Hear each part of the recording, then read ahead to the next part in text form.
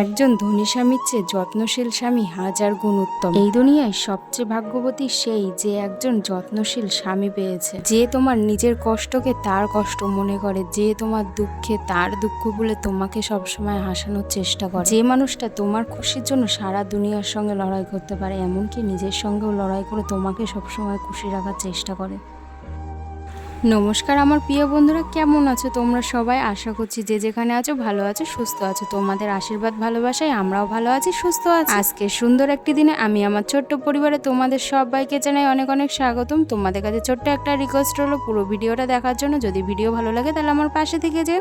দেখো, আমাদের বাড়িতে তো সবাই ভালো আছে, শুধু আমার শরীরটাই না মাঝে মধ্যে খারাপ হয়ে যাচ্ছে। যেহেতু ছোটবেলার থেকে আমি গরম সহ্য করতে পারিনি, আর এই বছর যা গরম পড়েছে তার জন্য কিন্তু আমার প্রায় শ্বাসকষ্ট হচ্ছে। ডাক্তারের কাছে তো তোমাদের দাদাভাই বারবার নিয়ে যেতে চাইছে, কিন্তু অত গাদা গাদা ওষুধ খাওয়ার নাম শুনেই তো আমার জ্বর চলে আসছে। তাই কিন্তু আমি গাফিলিতে করে ডাক্তারের কাছে যাচ্ছিই না। আর আজকের সকালটা আমি একটুখানি অন্যরকম শুরু করলাম। কেন বলো তো? তোমাদের দাদাভাই বলেছে আজকে আমার রান্নার থেকে ছুটি, তাই তোমাদের দাদাভাই বাজারে গেছে, বাজার থেকে আমাদের জন্য পরোটা কিনে নিয়ে আসবে, সেটাই কিন্তু আজকে সকালে টিফিন করবো। আর দুপুরবেলায় বলেছে তোমাদের দাদাভাই রান্না করবে, তাই আমি ভাবলাম সকালবেলাতে যদি আমার রান্না বান্নার কাজই না থাকে তাহলে আমি আমার ঘর গুছানোর কাজটাই শুরু করে দিই। আমাদের মেয়েদের বেশিরভাগ সময়টাই কিন্তু রান্নাঘর আর শোয়ার ঘরে কাটে, তাই কিন্তু এই দুটো জায়গা গুছানো থাকলে কিন্তু আমাদের মনটা খুবই ভালো থাকে। সকালবেলা উঠে যদি আগে বিছনাটা গুছিয়ে নেওয়া যায় না, তাহলে কিন্তু মনে হয় কি আমার ঘরের অর্ধেক কাজই হয়ে গেছে। তোমরা তো জানোই যে আমার সকালবেলাটা শুরুই হয় রান্নাঘর থেকে, তাই কিন্তু সকালবেলা উঠেই আমি কোনোদিন বিছনা গুছাতে পারি না। আগে আমি রান্নাঘরের সমস্ত কাজ গুছিয়ে নিয়ে তারপরে তোমাদের দাদাভাই কাজে চলে গেলে তারপরে আমি আমার শোয়ারের ঘরে এসে বিছনা গুছানো, ঘর ঝাড় দেওয়া এই কাজগুলো করি। কিন্তু আজকে যেহেতু সম্পূর্ণ উল্টো, তাই আগে আমি আমার বিছনাটা গুছিয়ে নিয়েছি। কিন্তু আজকের দিনের শুরুটা আমার কাছে খুবই ভালো লাগছে। যেহেতু আমি বিছনাটা গুছিয়ে নিয়ে তারপরে ঘরের সমস্ত কাজ গুছাবো, আমার মনটা কিন্তু খুবই ভালো লাগছে। আর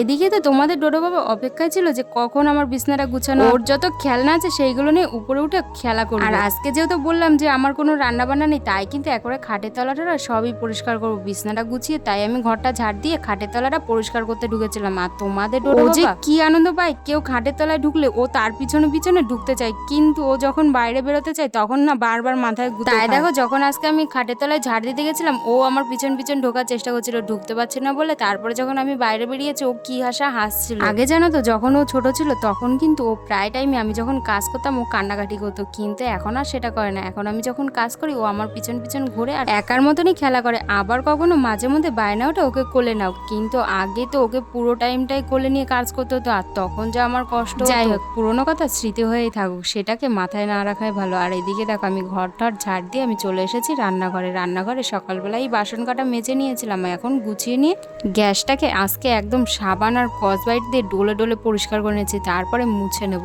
সবকিছু যেহেতু একবারে পরিষ্কার করা সম্ভব না, তাই কিন্তু আমি আস্তে আস্তে এক একটা করে পরিষ্কার করে নিচ্ছি। কিন্তু আজকে যতটা পারবো ততটা একেবারে পরিষ্কার করে নেবো ঘর। গ্যাসটাকে মুছে নিয়ে একেবারে রান্নাঘরটাকে ঝাড় দিয়ে তারপরে বড় ঘরটা ঝাড় দিয়ে নেবো। আর আমাদের রান্নাঘরে না একটা অসুবিধা আছে, এইখানটা যেহেতু কোনো প্লাস্টার করা হয়নি, তাই কিন্তু পাথরগুলো এবড়ো খেবড়ো হয়ে থাকে, তার জন্য এখানে ভালো ঝাঁটা দিয়ে ঝাড় দেওয়া যায় না। এই ঝাঁটাটার মাথা ভূতা হয়ে গেল, কিন্তু এইখানটা কিন্তু এই ঝাঁটাটা দিয়ে ঝাড় দিতে আমার সুবিধা হয়। আর আমি এইখানটা যতই নোংরা পরিষ্কার করি না কেন, কিন্তু এখানটার নোংরা কোনোদিনই পরিষ্কার হবে না। যেহেতু এখানটা প্লাস্টার করা হয়নি, তাই কিন্তু নোংরাগুলো প্রায় ফাঁকে ফাঁকে জমে থাকে। এইখানে তোমাদের ডোডো বাবা কি করছে তোমরা কি বুঝতে পারছো? তোমাদের ডোডো বাবা এইখানে ওর দাদু এনেছিল আইসক্রিম বানানোর মোল্ড, সেইটাকে নিয়ে ও জল ভরে বারবার আইসক্রিম জমছে কিনা সেটাই দেখছিল। কিন্তু আজকে তো সকালবেলাতে ফ্রিজ চালানোই হয়নি, সেটাও কি করে বুঝবে? তাই কিন্তু ও বারবার চেক করছিল যে কখন ওর আইসক্রিম হবে। আমি এখানে ঝাড় দিচ্ছিলাম, ওর মনে হয় পছন্দ হয়নি, তাই কিন্তু ও আবার একটুখানি ঝাড় দিয়ে দিয়েছে, কিন্তু ওর ঝাড় দেওয়া আমার পছন্দ হয়নি, তাই আমি আবার ঝাড় দিয়ে নিচ্ছি আমার ঘরটাকে। আর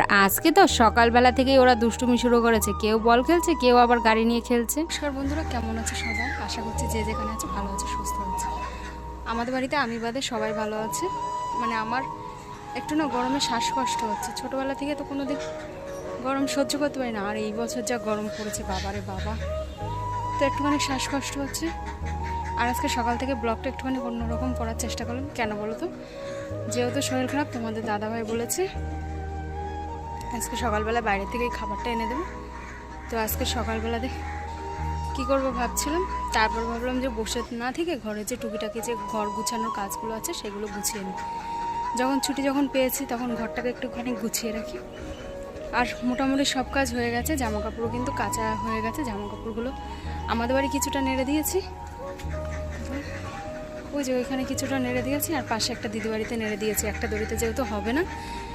আর এখন একটু বাড়ির এই জঙ্গল দিয়ে ঘুরে বেড়াচ্ছি।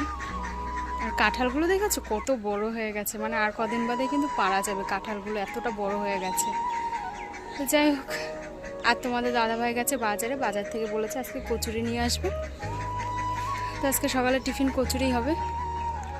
উফ, কি গরম যে পড়েছে, ভালো লাগছে না। যাই এবার ঘরে গিয়ে একটু পাখার তলায় বসি, আবার পরে দেখা হচ্ছে।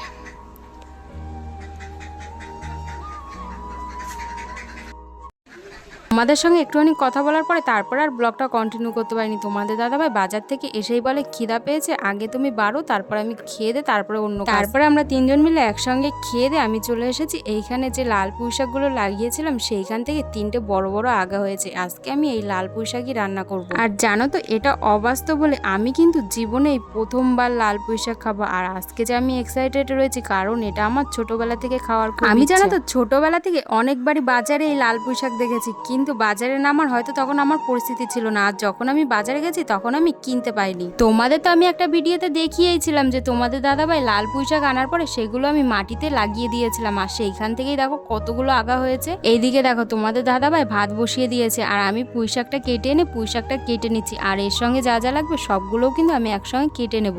আমি এইদিকে সবজিটা কেটে নিচ্ছি আর তোমাদের দাদাভাই ভাতটা বসিয়ে দিই, এখন মাছটা ভেজে নেবে। আর তোমাদের দাদাভাই ভাত আর মাছটা ভেজে নিয়ে তারপরে ওইদিকে চলে গেছে। আর আমি এখন রান্নাটা করে নিচ্ছি, যেহেতু ও নিরামিষ তরকারি রান্না করতে পারে না তাই কিন্তু আমারই রান্না করতে হচ্ছে, নয় কিন্তু ওই রান্না করতো। আজকের পুঁই শাকের তরকারিটা যেন খুবই খেতে সুন্দর হয়েছে, তাই কিন্তু তোমাদের সঙ্গে একটুখানি রেসিপিটাও শেয়ার করছি। প্রথমে দেখো জিরা শুকনো লঙ্কা ফোড়ন দিয়ে তারপরে কিছু পাঁচমিশালি সবজি ভাজতে দিয়ে সবজির মধ্যে দিয়েছি আলু, মিষ্টি আলু, বরবটি, কুমড়ো, তারপরে বেগুন দিয়ে একটুখানি নুন হলুদ দিয়ে ভালো করে ভেজে নিয়েছি। তারপরে আদা রসুন দিয়ে একটুখানি কষিয়ে নিয়ে পুঁই শাকগুলো দিয়ে দিয়েছি। পুঁই শাক দেওয়ার পরে নুন আর হলুদ দিয়ে এরপরে ঢাকা চাপা দিয়ে দেবো। আর দিয়েছিলাম লঙ্কা। এবার কিন্তু এর মধ্যে আর জল দেবো না, এটাকেই আস্তে আস্তে কষিয়ে একদম নরম করে নেবো। আর আমি এইদিকে রান্না করতে করতে পুরো ঘরটাকে ওরা খেলনা দিয়ে এলোয় ফেলেছে। তারপরে ওই ঘরটাতে এখন মুছতে পারবো না, তাই চলে এসেছি শোয়ার ঘরে, শোয়ার ঘরটাকে মুছে নেবো বলে। সকালবেলায় তো তোমরা দেখলেই যে আমি ঘুম থেকে উঠেই আগে বিছনা চাদরটা পাল্টে নিয়েছি, তারপরেও কিন্তু তোমাদের ডোর বাবা বিছনা চাদরটাকে আবার নোংরা করে ফেলেছিল, যার জন্য আবার পরে একটা আমার বিছনা চাদর পাল্টাতে হয়েছে।